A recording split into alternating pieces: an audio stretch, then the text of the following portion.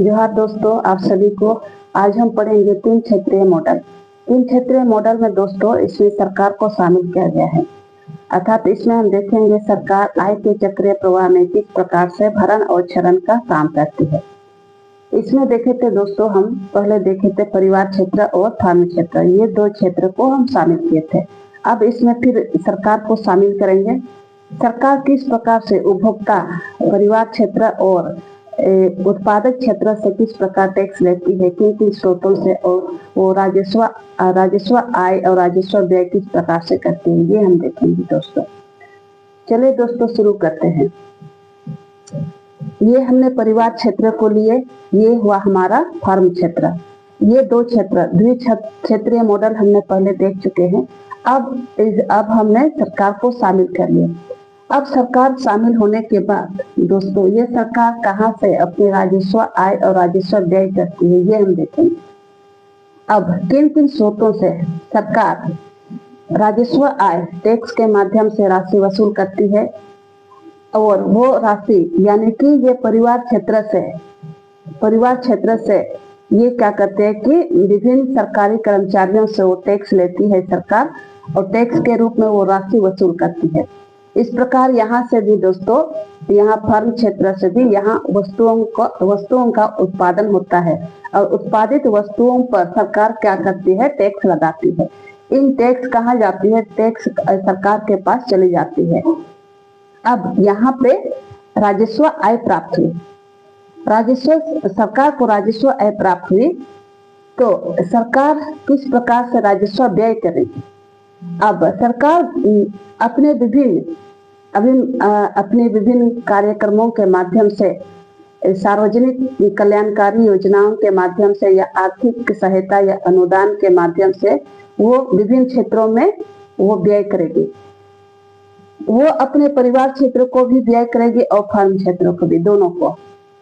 हमने क्या देखे, दोनों क्षेत्र से उन्होंने क्या किया, राजस्व आय प्राप्त किए। कौन, सरकार। अब वो राजस्व आय इन्होंने प्राप्त किया सरकार ने, तो ये किस प्रकार से राजस्व व्यय करेगी वो भी हम देखेंगे। चलिए दोस्तों शुरू करते हैं।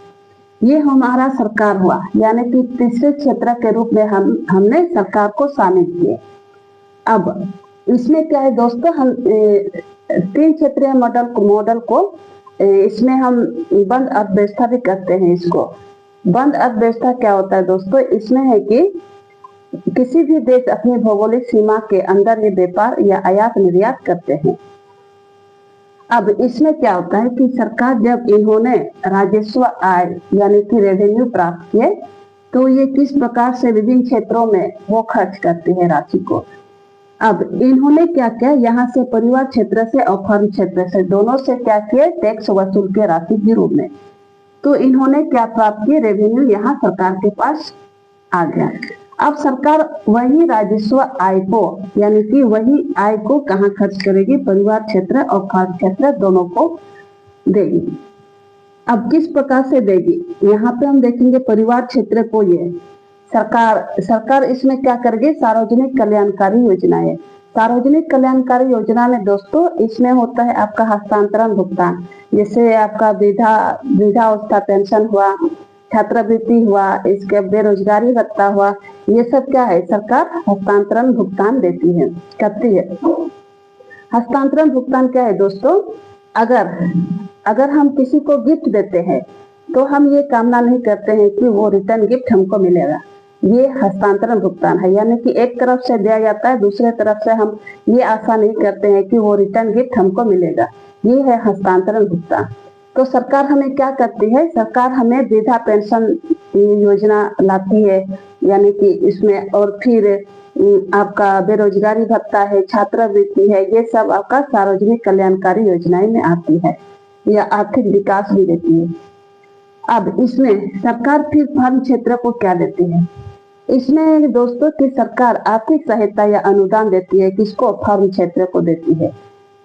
इसमें छोटे छोटे फार्म होते हैं दोस्तों, इसमें छोटे छोटे फार्म इंडस्ट्री, इसको विकसित करने के लिए सरकार क्या करती है, इनको फार्म क्षेत्र को अनुदान के रूप में वो राशि देती है। ये है।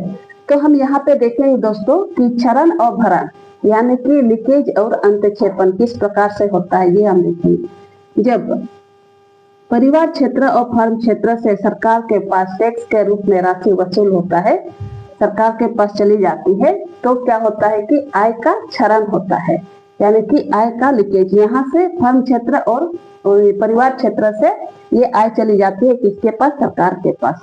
तो ये हुआ आपका लीकेज हो रहा है, क्षरण हो रहा है। तो हम क्या बोलेंगे?